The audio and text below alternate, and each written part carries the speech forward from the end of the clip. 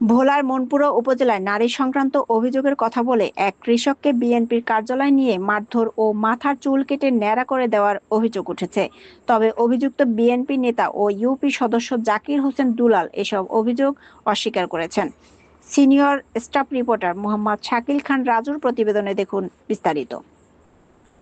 মঙ্গলবার মনপুরা রিপোর্টার্স ইউনিটিতে সংবাদ সম্মেলনে ভুক্তভোগী কৃষক মোহাম্মদ আলাউদ্দিন দাবি করেন, চৌকিদারের মাধ্যমে তাকে দলীয় কার্যালয়ে নিয়ে গিয়ে মারধর করা হয় এবং পরে বাজারে বাজারে ঘোরানো হয়।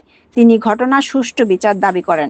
আমার একটা দুধের বাচ্চা ছিল, আমার বাচ্চারও মারছে, এটার ভিতরে আমার বাচ্চা, একটা বাচ্চা আমার আলার পর আমি ওই বাচ্চাটারও মারছে, ওখানে আমার বাচ্চাটা জায়গায় বাড়ি করে দিয়ে আমার লক্ষ্য করি আমার আমি চুল বেলায় আমার দাঁড়িয়ে লাগতে চাই, আমি কুস্তি করতে চাই, আমার গলায় ঘুষ লাগে, আমার এদিন চলি, আমার চটা যখন মার যেমন অত্যাচার নির্যাতন, আমি এই নির্যাতনের বিচার চাই। আমার এই নির্যাতন কেন আমার এই অবল গেছে, এর আমি চাঁদা দিনে বিদ্যে দুলাল বাবার 5,000 দিচ্ছে, আমি 50 বাবা ডাকছি সে।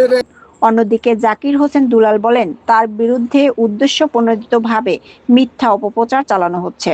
তার দাবি, উপস্থিত জনতার ক্ষোভের মুখেই এই ঘটনা ঘটে। লোকজন তাকে চুল কেটে ন্যাড়া করে দেয় এবং আমি ঘটনাস্থলে আসি। আসার পর আমি সেখান থেকে আলাউদ্দিনের জিজ্ঞাসা করি যে ঘটনা কি সত্য। তখন সে আমার কাছে স্বীকার করে যে এই ঘটনা সত্য। তখন আমি শাসিয়া, তারপরে মৌখিকভাবে শাসিয়া তাকে বাড়িতে সশরীরে পাঠিয়ে দিই। এ বিষয়ে মনপুরা উপজেলা বিএনপির নেতারা ঘটনাটিকে নিন্দনীয় উল্লেখ করে সুষ্ঠু তদন্তের মাধ্যমে দায়ীদের বিরুদ্ধে ব্যবস্থা নেওয়ার আহ্বান জানিয়েছেন।